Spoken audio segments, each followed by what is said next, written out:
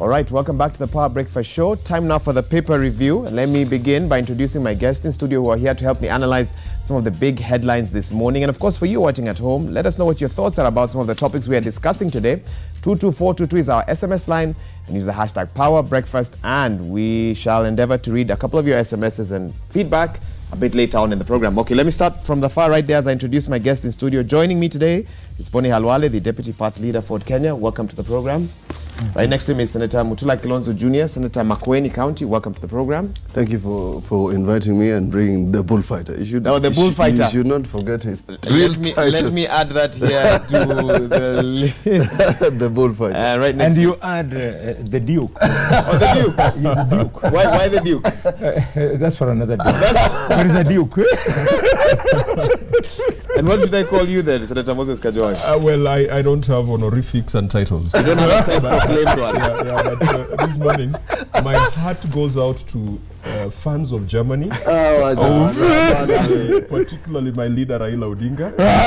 I agree with him 100% on issues. The only issue where I will not take his advisory is on teams to support on football. Was the refereeing, was the process yesterday free, fair, and credible?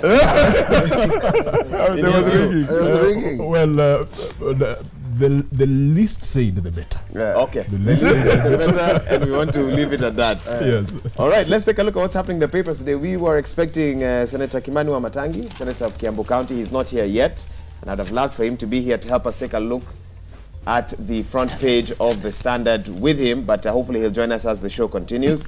So if you grab a copy of the Standard this morning, what you'll read on the front page is Ruto allies under fire over attacks. There's a picture there of Garissa Town Member of Parliament Aden Duale, who's Majority Leader in the National Assembly, together with his Senate counterpart Kipchumba Murkomen.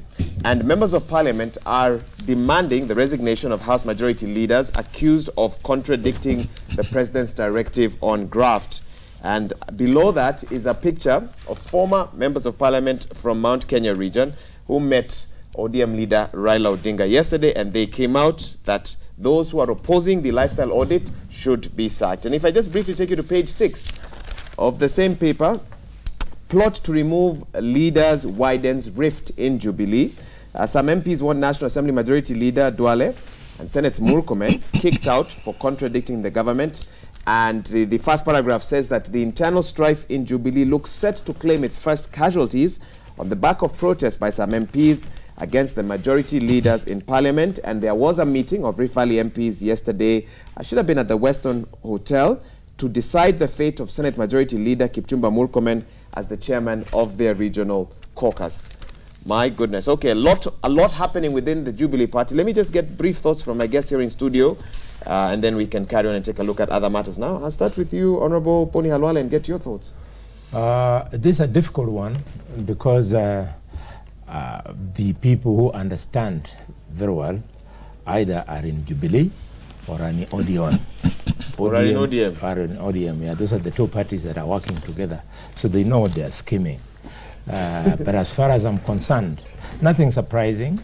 There are many people who thought, even before the last general election, that Ruto might start facing resistance in the event that he once again helped President Uhuru to get re-elected. And maybe, who knows, the chicken might just finally be coming home to roost. Can we say that in Kenya, being deputy president is, you almost guaranteed that you'll be resisted thoroughly to get to the position of presidency? It's almost easier to come from outside and declare you want to be president rather than to be a deputy president? If you look at history? Yeah, it happens not just in Kenya, but everywhere in the world. The moment you are perceived to be a front runner, you are foremost. And many people think that at the moment, Ruto is a front runner. So it's not only going to be fought the way it's being fought, but it'll be fought even more and more viciously. It's going to get worse. Senator, come in and share with us your thoughts. I'm personally disappointed, and I think that Jubilee is taking us for a ride. This is all a fiasco created to obfuscate the real issues, because the position taken by Kipchumba Murkomen, Aden Duale, etc., only show that the Jubilee government has been captured by the sugar cartels. In the capture of the sugar cartels, we have lost the plot. We are not concentrating on the issues. You know, the real issues is not whether to remove Kipchumba Murkomen or remove Duale, or whether Duale knows about sugar barons, or whether Kipchumba Murkomen is resisting lifestyle audit, because it's not his place to resist the lifestyle audit. The point is that I expected that Kipchumba Murkomen would be the person leading the government onslaught in saying that in the absence either of a legal framework, this is the proposal that we'll be having on a government. Being the leader of government business for purposes of the Senate, I don't understand how the question of lifestyle audit of national government officials and county government officials is going to be introduced at the Senate. He will have to step down because he seems to be resisting this issue. But let me go back to the issue. On 12th of May 2017, the CS of Treasury, Henry Rotich, issued a gazette notice of importation of sugar and milk powder duty-free for a period of 2 months. And it says it notified the public as a consequence of the disaster, what is called drought and famine, sugar imported by any person from the effect of 31st of August up to 31st of August 2017, and 9,000 tons of milk powder imported by milk processors with the authority of the Kenya Dairy Board. This is where the problem started. And this is where we should go back to. Forget about these headlines. Forget about this nonsense about Kiunjuri defending Muhoho as if he's holding his brief in cabinet. Or this gentleman called Serem mentioning Muhoho somewhere without a basis. Why did we import sugar and milk powder when we had a drought? That is the question. So that the cabinet secretary should be answering this question and not Kiunjuri pointing at Rotich. Because we assume by law that both Rotich, Matiang'i, Adan Mohammed, Kiunjuri all sit in the same cabinet. If they agree to import milk powder and sugar, the president and the deputy president should answer those questions. Not treating us to a charade as to who Murkomen and these are just two gentlemen. This country is bigger than these two people. Jubilee can't take us for a charade, and I'm telling you, that is why these headlines are supposed to obfuscate this thing. We're supposed to concentrate on this issue. It is not the issue. The question is, there is sugar somewhere along Mombasa Road. In a go-down. In a go-down that can be consumed for so many months. We're being told years. For years. The amount of sugar that's now in the country. Duty-free. Kenya lost money. Sugar which we imported because there was drought. What happened now? Now there's no drought. There were floods. What do we do without sugar? Is that person supposed to pay duty? Several people imported sugar who are not supposed to import sugar. They brought contraband sugar. We have forgotten that somebody certified that sugar should come. We have forgotten that somebody brought in sugar like sand in a ship that was transporting fertilizer. We must go back to the issue that ordinary Kenyans, Mamamboga, the Mamudeu in Wote, is consuming sugar that is poisonous. If there was a time we should censure cabinet secretaries and the Article 152 is now. But then Jubilee is going to take us through this thing. Wambugu says, remove Kipchumba Murkomen. As if you can just wake up and remove him like that. It's not going to happen. It's a charade. It's a farce. This is like Romeo and Juliet. Something. They're playing tricks on us. They're playing tricks on us. Senator Kajwang, do you agree? Well, let me take a different perspective to it. Kenyans, the ordinary Kenyan who earns an income and who pays an income tax has got 2 days to file their returns. And this money is going to be stolen. That Kenyans are lining up you have no doubt about it. Outside Times Tower. You will see in this cold of Nairobi, between today's Thursday, and tomorrow Friday and Saturday, there will be queues outside Times Tower. The annual ritual of filing tax returns.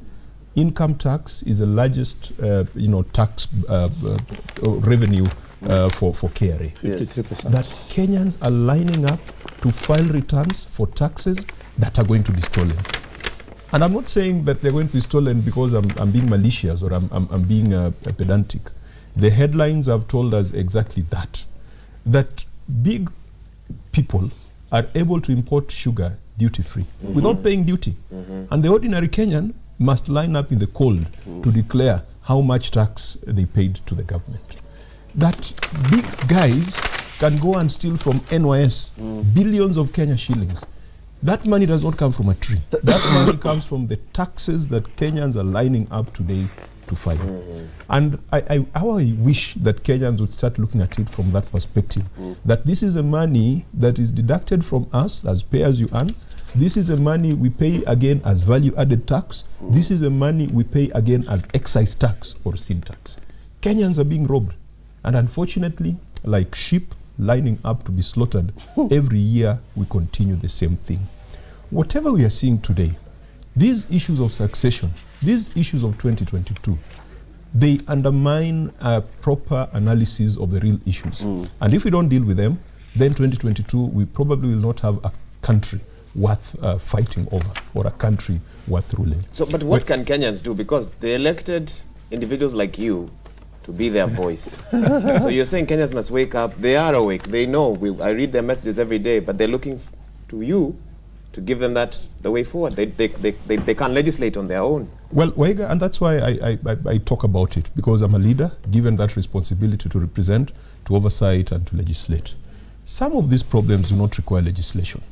And I disagree with Kipchumba and his group that says that because we do not have a tight legal framework for lifestyle audits, then it should be trashed.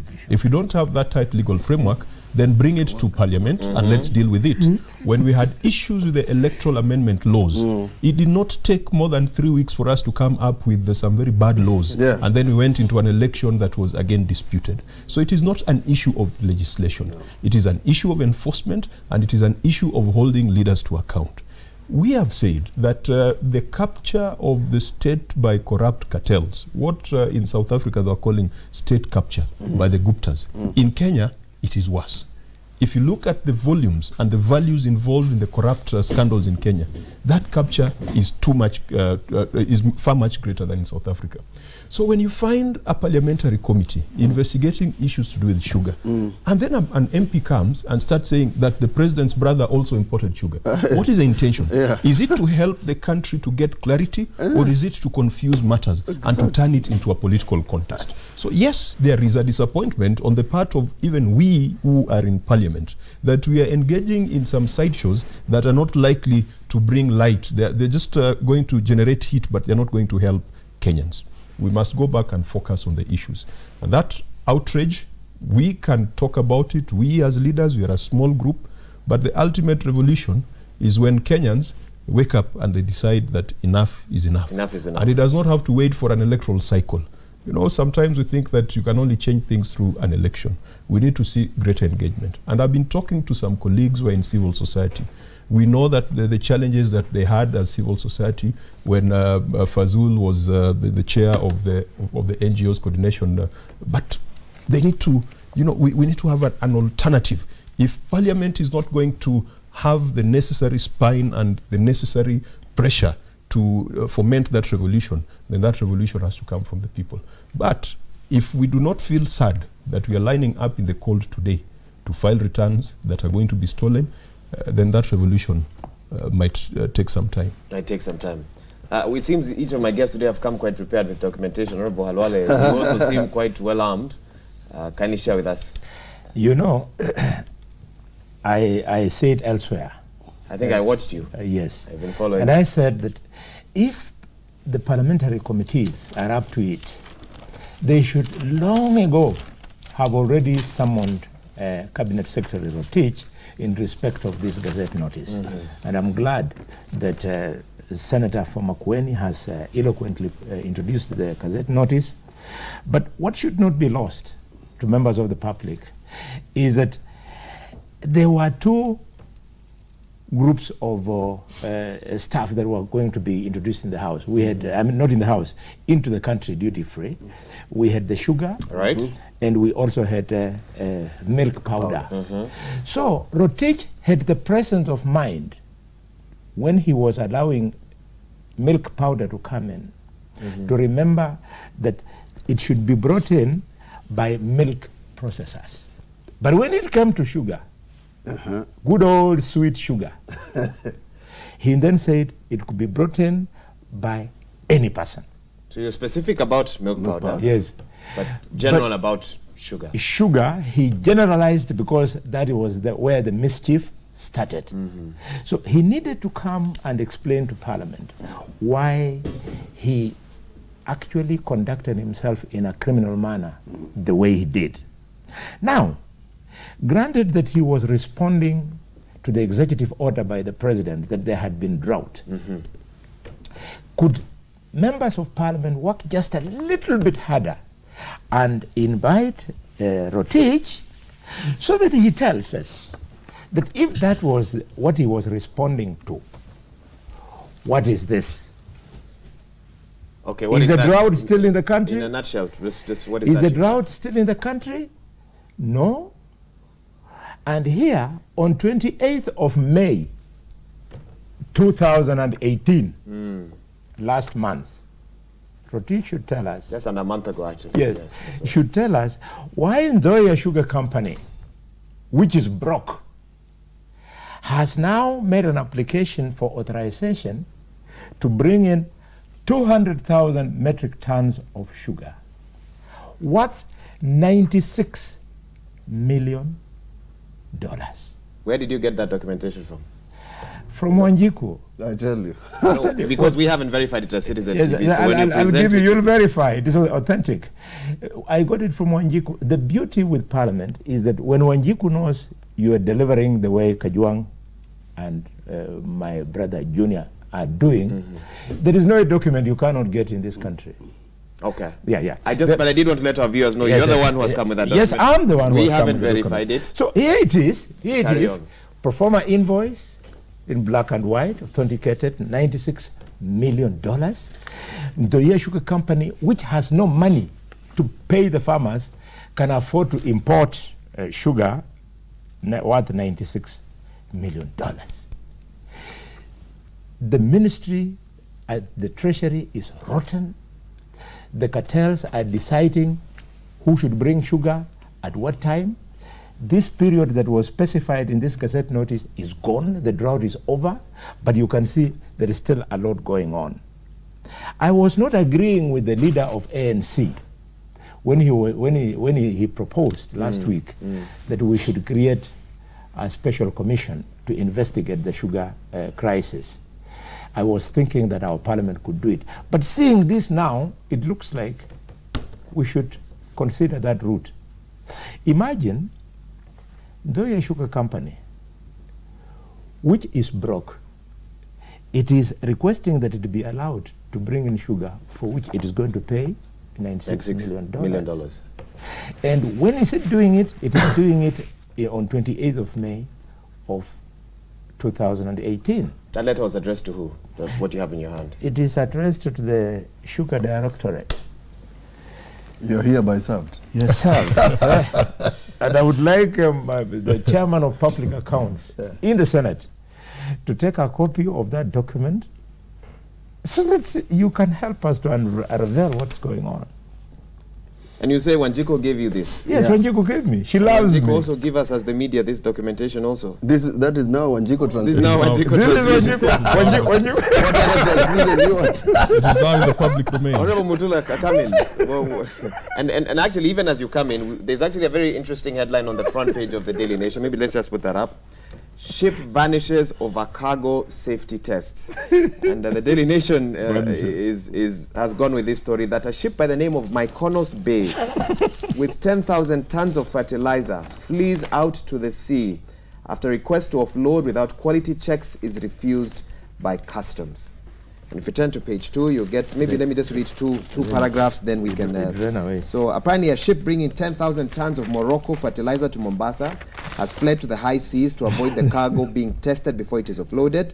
This comes in the wake of a scandal in which fertilizer described by the authorities as contaminated or substandard was allowed into the country and released to farmers. Yesterday, the Director of Criminal Investigations, George Kinoti, said he would pursue the vessel using Interpol to make sure it does not offload the cargo anywhere.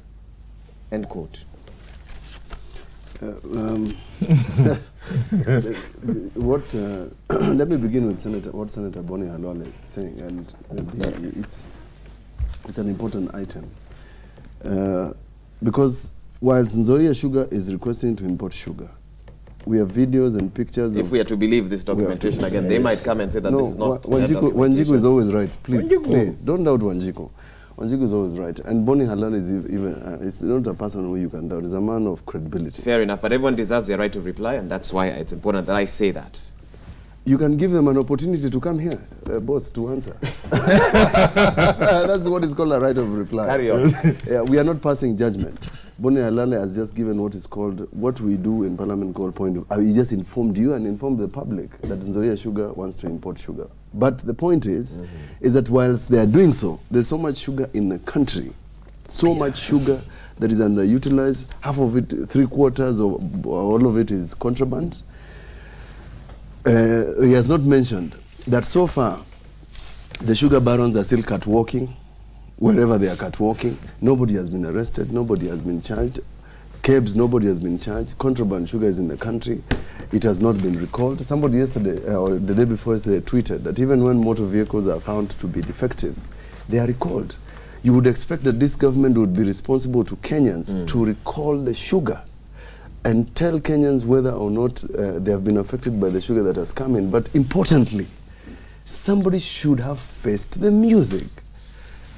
First, he is right. Deal with what Rotich did here. He caused any person, anyone, it doesn't matter who, to import sugar without offering any legal limitations. The ones of milk, he obviously looks like he was protecting somebody or giving a favor to somebody, because he says you must be allowed to do so by a Kenya Dairy Board. He should have said there must be an organization that deals with sugar. But more importantly, whether that was the intention was to allow this contraband sugar into the country, who allowed it, so that we deal with the real issues. So on this vessel, this is not vanishing. This is arranged. This vessel will go to some place. Somehow this sugar will come either through Eldoret Or fertilizer. or come through Mogadishu, which is of course the entry point through our porous borders in the Somali. This sugar will find itself in some street in Nairobi. We know what that street is. It will be packaged and brought into the country. It's a tragedy that ordinary Kenyans have, and it's not ordinary because you, Waiga, seated here, cannot differentiate between the contraband sugar, brown sugar, white sugar, mercury or no mercury. You're consuming the same sugar everybody is consuming. But the consumer protection issue, and what appears to me as government capture by cartels, people who are so big, the people who are above the law. We thought the president was above the law. Trust me, there are people in this country who are above the law. These people seemingly at the same level as the president. Or above. Or they are near God, because you can't. I mean, people mention Uhuru all the time. People dream and say Uhuru Kenyatta.